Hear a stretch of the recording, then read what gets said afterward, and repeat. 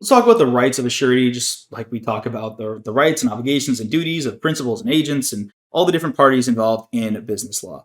Now, suretyship, again, this is a legal agreement in which a third party, which is the surety, guarantees the performance or obligations of another party, which is the principal debtor, to a creditor.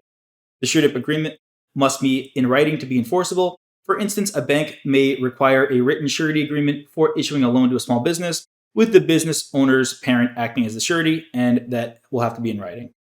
Now, what are the rights against the creditor? The surety doesn't have the right to force the creditor to collect from the debtor first. Remember that a surety is kind of like a watered down, like not as beneficial position to take as the guarantor. So, guarantor, you've got more rights, whereas surety has less rights.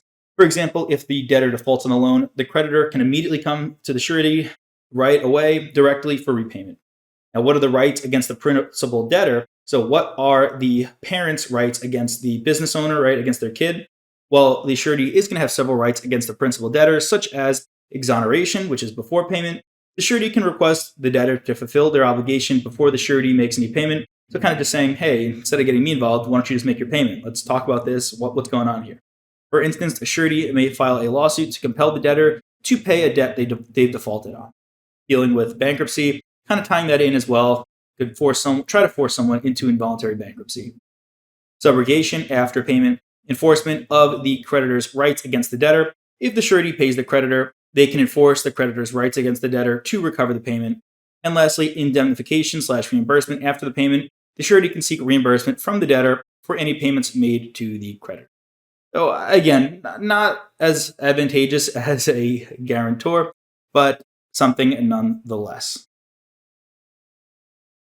So co-sureties are multiple parties that act as sureties for a single debtor in a suretyship agreement.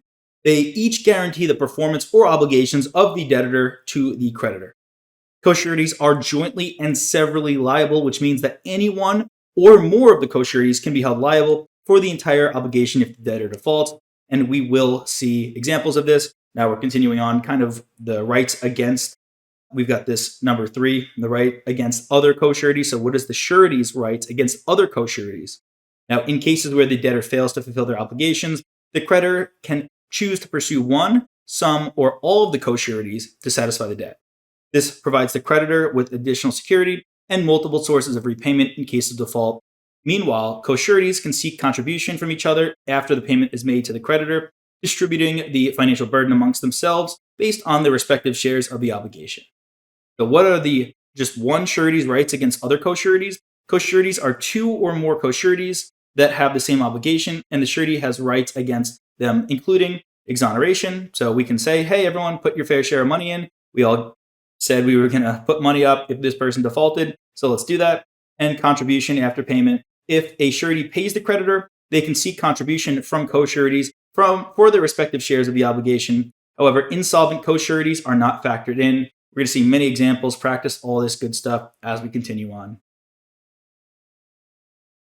All right, more surety vote versus co-surety. It's just every word in this lesson. It's just a mouthful dealing with it. Luckily, you just have to listen. You don't have to say it yourself. But hey, maybe you're practicing like you're getting ready to teach it, because you know what they say: if you can teach it, you know it for sure. A key distinction between a surety and a co-surety is that only a co-surety is entitled to the right of contribution from other co-sureties. Contribution allows co-sureties to share liability on a pro rata basis, ensuring a fair distribution of responsibility among them. Exoneration, on the other hand, has 2 aspects. Now, the right of a surety and co-sureties to take legal action against a debtor with assets who has failed to pay the creditor, and the right of a co-surety to file a lawsuit to compel other co-sureties to pay their pro rata share of the principal's debt. Now, both sureties and co-sureties have the right to reimbursement or indemnification, which entitles them to be repaid by the debtor for any payment made to the creditor on behalf of the debtor. A subrogation, another right available to both sureties and co-sureties. When a surety or co-surety has paid the creditor, they can step into the shoes of the creditor and sue the debtor for payment, so they kind of become the creditor now, using the same rights and remedies that are available to the creditor. In summary, while sureties and co-sureties share some rights, such as reimbursement, indemnification, and subrogation, the right of contribution is unique to co-sureties, allowing them to share liability among themselves on a pro rata basis. We've got an example here. We're talking about pro rata, talking about contribution, all these rights. Let's see it actually work itself out with numbers. We have the following situation. We've got the debtor is David, the creditor is Carol, and we've got three co-sureties, Sam, Tina, and Bob. Now, David takes out a $30,000 loan from Carol for his business, with Sam, Tina, and Bob acting as co-sureties, guaranteeing the loan repayment in equal shares. Now, unfortunately, as we see in all these examples, David, the debtor, is going to default on the loan and is unable to repay the outstanding $30,000. Carol can now pursue, Carol is the creditor, any or all of the co-sureties to satisfy the debt. She decides to demand payment from Sam, who then pays the full $30,000 to Carol on behalf of David. Now, since all three co-sureties are jointly and severally liable, they agreed to share the obligation equal parts. Sam can now seek contribution from Tina and Bob. Sam's paid $30,000, but his share, and presumably, right, equal shares, it says equal shares, was only $10,000. Therefore, Sam can ask Tina and Bob to each reimburse him $10,000, which represents their respective shares of the obligation. Now, that's how it would go in a perfect world, but I guess in a perfect world, David wouldn't have defaulted to begin with. In the end, all co-sureties would have contributed an equal amount, which is $10,000 each, to satisfy the debt, and the creditor, Carol, would have been repaid in full. Then after this, the co-sureties are free and willing and able to go after David, say, hey, David, where's our money? Give us our money back. Even if they signed away the rights to it, they can still try to get that money back. All right, seeing our pro rata liabilities, another example, building on that. Now, when a surety makes a payment on behalf of a debtor, they're entitled to seek contribution from their co-sureties for their share of the payment. The right of contribution arises only after the surety has already paid more than their share. Now, if the contract doesn't specify the liability of each surety is liable for a pro rata share determined by the number of solvent sureties. For example, consider the following scenario where the creditor is Claire, the debtor is Daniel, and the co-sureties are Alice, Ben, and Chris. Here we see that Claire lends Daniel $12,000, and Alice, Ben, and Chris agree to be co-sureties. The maximum liability of each is the following. Alice has $8,000, Ben $4,000, and Chris $12,000. Now, after making some payments, Daniel defaults, and Chris pays the entire remaining balance of $8,000. We've got a little bit pro rata differences. It's not just fully equal here. Chris can now seek contribution from Alice and Ben, who are both solvent co-sureties. Alice would need to contribute $8,000 divided by $24,000. So again, we see that we've got a default here.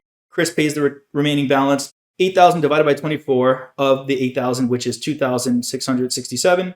Ben would need to contribute $4,000 divided by 24,000 of $8,000, which is $1,333. All right, now let's see what happens if you have a bankrupt co-surety. Gotta love it, seeing all these examples. If a co-surety's obligation is discharged in bankruptcy, their agreed share should not be considered when determining the pro rata share of the remaining co-sureties. The co-surety is eliminated from the calculation because nothing can be collected from them. So let's modify the previous example we saw. In this case, Claire lends Daniel $12,000, and A, B, and C agree to be co-sureties. The maximum liability of each is the following. Got $8,000, $4,000, $12,000. After making some payments, Daniel defaults, and Chris pays the entire balance. Good guy Chris paying the full $12,000. However, Alice's debts, including her surety obligation, were previously discharged in bankruptcy. Chris cannot collect anything from Alice. Chris can collect $4,000 divided by $16,000. Doing a little pro rata there because we have Alice, she's out of the picture now, of $8,000 from Ben, which is $2,000. Alice was eliminated from the calculation because her debts were discharged in bankruptcy. So not only is the primary debtor going under, but it looks like some of the co-sureties are going under.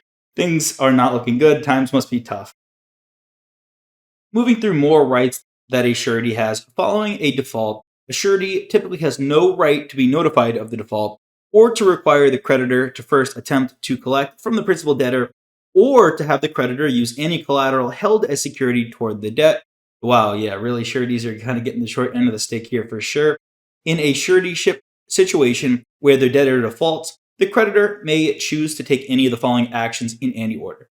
They can immediately demand payment from the surety, they can immediately demand payment from the debtor, or they can immediately pursue collateral if available. Understanding what all of these different parties can do, what their rights are, what their restrictions are, super important to know.